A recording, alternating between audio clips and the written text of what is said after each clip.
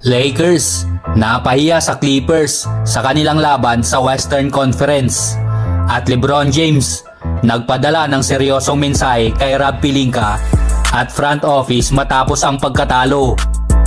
Pinangunahan ni James Harden ang panalo ng Clippers laban sa Lakers sa isang kahanga-hangang laro upang makuha ang kalamangan sa Western Conference.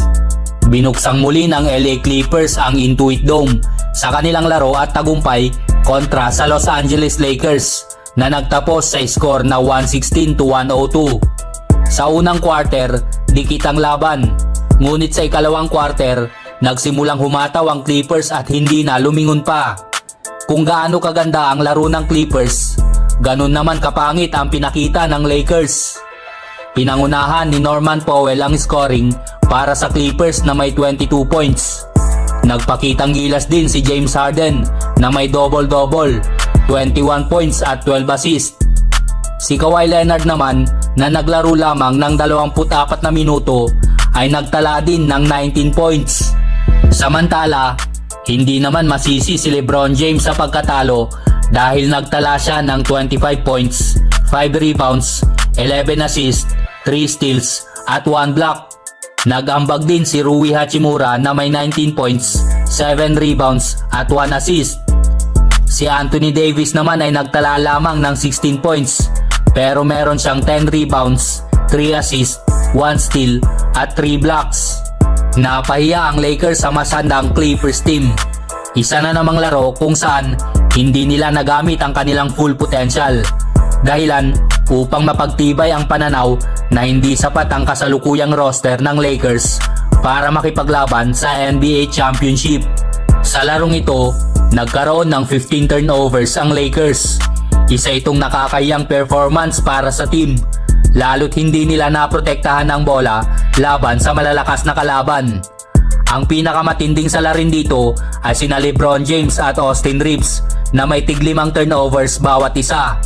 Si Anthony Davis naman ay may 3 turnovers din, kaya't ang Big 3 ng Lakers ang responsable sa 13 turnovers mula sa kabuuang 15. Bagamat ika-6 ang Lakers sa buong NBA pagdating sa turnovers, lumalabas ang kanilang problema kapag kalaban na ang mga malalakas na team. Isa pang problema ng Lakers ay ang kanilang shooting mula sa 3-point range, kung saan nagtala sila ng 9 out of 27. Si Dorian Finney-Smith naman na inaasahang magbibigay ng suporta mula sa bench ay 0 out of 3 mula sa 3-point range. Samantala, nagbigay naman ng makahulugang pahayag si LeBron James sa kanyang post-game press conference tungkol sa pangangailangan ng Lakers na gumawa ng galaw bago ang trade deadline.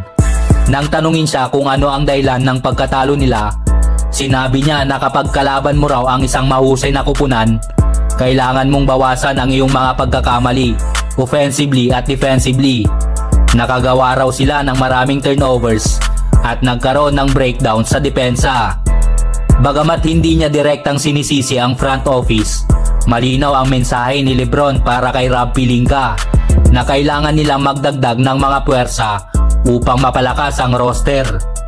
February 6 na ang trade deadline ng NBA, kaya may higit 2 linggo na lamang ang Lakers upang makapagdagdag ng panibagong manlalaro.